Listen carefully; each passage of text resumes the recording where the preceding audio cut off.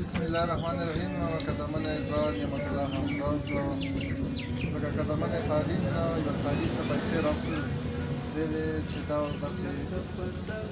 غریب ته کور غریب ته درکړي بیا مو دا مناسب وګڼله دا یو ضرورت درلود دا ګولۍ سامان یې واخیسته اغوستي مې پوښتنه رانه وکړه چې کوم ځای یې څه تکلیف دی چې دا یو مطابق یې ډېر خراب و هغه پیسې زه دلته سپارم دلته یې لټوم.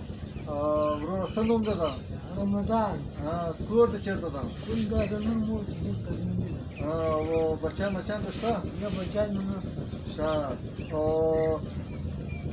بیمار هم یې لکه دا ګولۍ دي چې ته راخیستې دي؟ دا مې دغه پښه خوږېدله دغه پښه مې درد کېدله بس ورته ډاکټر ته دا ګولۍ راکړي هېڅ په درد نه خوري دا 2 ورځې وخورم بس هغه اغېزه نه پرې کوي چټي پټي بس ما ته دا پیسې چا راکړلې ښه دا پیسې ما ته چا راکړلې چې دا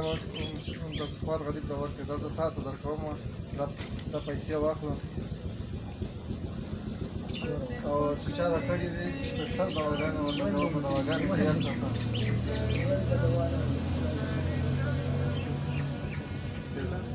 حاجتونه زیاته دلته پرت خدای جان خوا وکړي قربانه داسې د مشتو په علاقه کې ډېر ټول غریب خلک شته او زرینه فصلینه دي په چا دا ډول چې مشتو خپل لوڅې د خلکو سره ایسي چې څه هم د وسه شي په سل په 200 په 300 روپۍ مشتو نه خرابېږي نو د داسې خلکو چار بیا په سل په 200 باندې ډېره چار شي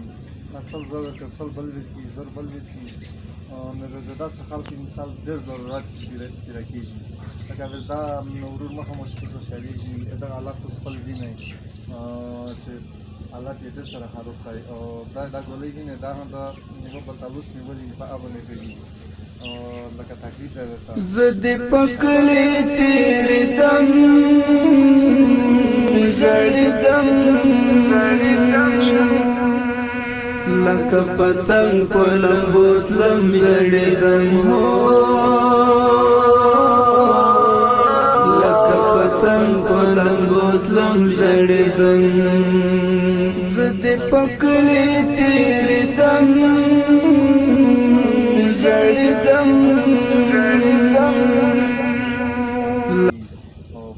لکه ویش سره مدرسې جماعتونه شته دغه خلک امداد کېږي د وزیرستان خلکو ته پچاړ دو او د نړۍ ټولو مسلمانانو ته پچاړ دو چې بیا لاس یا 50 یا 100 روپۍ چې په تېره میاشت کې دی مثال ته ویل په جمع کې نه داسې په زرینه خلکو چارې شي الله دا میشته ستاسو